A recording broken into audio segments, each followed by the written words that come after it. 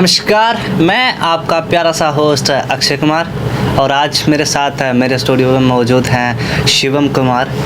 आज हम बड़े महत्वपूर्ण विषय पर बात करने वाले हैं। आज का हमारा टॉपिक है जेनेटिक मॉडिफाइड क्रॉप्स।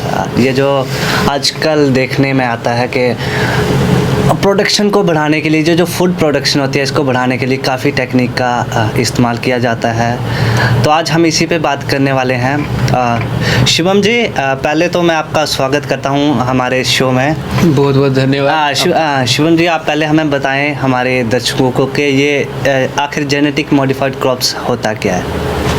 ये जेनेटिकली अगर बात करें मॉडिफाइड जो क्रॉप्स होते हैं, इनका होता है कि ये ना लेबोरेटरी में पहले एक्सपेरिमेंटल बेस पे तैयार किए जाते हैं कि डिफरेंट जैसे जीन्स होते हैं ना, उनको मिक्सअप करके ना एक नई ब्रीड को बनाया जाता है ताकि वो ज़्यादा से ज़्यादा प्रोडक्शन दे सके।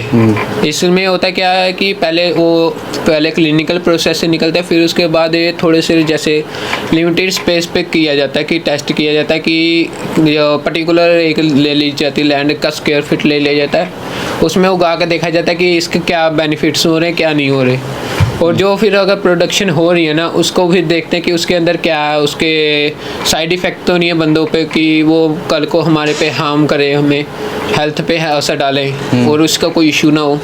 फिर अगर ये हो जाता है तो फिर वो मार्केट में अवेलेबल कराया जाता है कि फार्मर्स अपनी प्रोडक्शन को ज़्यादा इंक्रीज़ कर सकें। आजकल देखा जाए तो ये जो जेनेटिक मॉडिफाइड जो भी है बाहर से एक्सपोर्ट किया जाता है, जैसे वेस्टर्न कंट्रीज से। क्या इससे भारत की जो इकोनॉमी है, भारत की ये जो सेक्टर हैं जीडीपी के, इसमें कोई इसका इम्पैक्ट हो रहा है?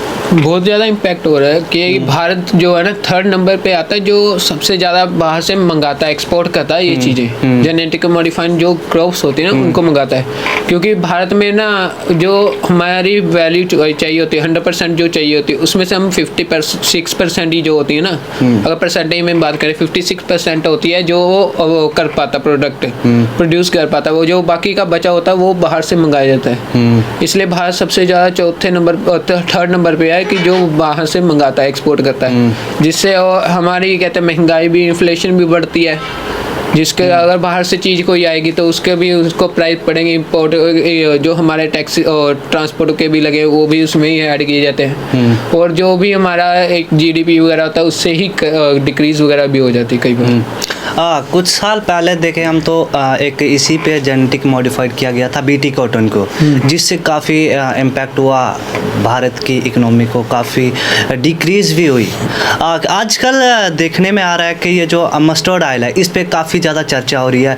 इसमें आपको क्या लगता है अगर जेनेटिक मॉडिफाइड किया जाए मस्टर्ड ऑयल को तो इसमें इंडिया की इकोनॉमी इंक्रीज़ होगी या डिक्रीज़ होगी? इसमें आपका क्या पॉइंट ऑफ व्यू है? अगर हम बात करें बीटी कॉटन की बात करें ना, पहले तो बीटी कॉटन जैसे किया था वो कॉटन भी हम पहले बाहर से मंगाते थे, अब जेनेटिकली हम बीटी कॉटन को भी यूज़ कर रहे हैं, वो भी हम लोग प्रोड्यूस कर रहे हैं, वो हमारे हेल्प कर रहा है कि वो अब हमारा काफ़ी हद तक कम हो गया उसके कारण। ठीक है, तो अब अगर मस्टर्ड ऑयल की बात करें तो हम लोग कितने जो भी टन्स में हम लोग मंगाते हैं ना, वो बहुत ज़्यादा टन्स में मंगा रहे बाहर से, जिसके कारण इन्फ्लेशन तो हो रही है।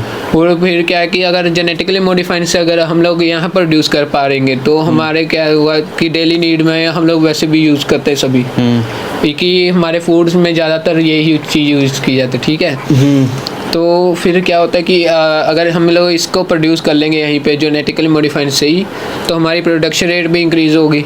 जो थोड़ी सी ज़मीन में जो हमें 10 क्विंटल अगर दे रही है तो वो 20 क्विंटल से भी ज़्यादा दे सकती है। वो उसके ऊपर है कि कितनी क्वालिटी का हम लोगों को मिल रहा है। जैसे देखें हम तो जो जेनेटिक मॉडिफाइड है, जेनेटिक मॉडिफाइड क्रॉप्स हैं, इसमें कहते हैं कि जो अनदर ऑर्गेनिज्म के जीन लिए जाते हैं, तो कई लोगों का ये कहना है कि इससे मतलब किसी का धर्म नष्ट भी हो सकता है। अगर किसी मतलब शाकाहारी कोई शाकाहारी होता है तो वो इसमें मांसाहारी का जीन भी हो सकते हैं। तो लेकिन वो ये नहीं जानते हैं कि ये जो जेनेटिक मॉडिफाइड क्रॉप्स जो इंडिया में एक्सपोर्ट हो रहा है ये यूरोपियन कंट्री मतलब वेस्टर्न कंट्री में है, तो वहाँ पे भी ऑलरेडी हो रहा है जो भारत में आ रहा है। तो इसमें आपका क्या कहना है? अगर कहें कि एनिमल्स का तो चलो मानते कि होता कहीं ना कहीं, पर ना काफ़ी हद तक जो पौधों के जो होते हैं ना जीन्स, उनको दूसरे पौधों के साथ मिलाया जाता है और उससे प्रोड्यूस किए जाते हैं जेनेटिकली। फिर क्या है कि अभी भी कुछ होते हैं कि एनिमल से ले लेंगे तो वो और क्या पता बेटर हो जाए, ये मेरे को नहीं पता, पर ये है कि उससे क्या होगा कि जो हम लोग कई सालों से वही खाते आ रहे हैं, जो हम लोग एक्सपोर्ट करते आ रहे हैं जेनेटिकली मॉडिफाइड से ही। तो ये धर्म भ्रष्ट वाली तो बात बनती नहीं, क्योंकि काफ़ी देर से हम लोग करते आ रहे हैं और उसका इस्तेमाल भी हो रहा है। अगर ऐसे होता तो काफ़ी देर से पहले से बंद कर देते। वो तो यूरोप में, एशियन कंट्रीज में तो बहुत देर से पहले से ही है इस चीज़ पे बनने लगे।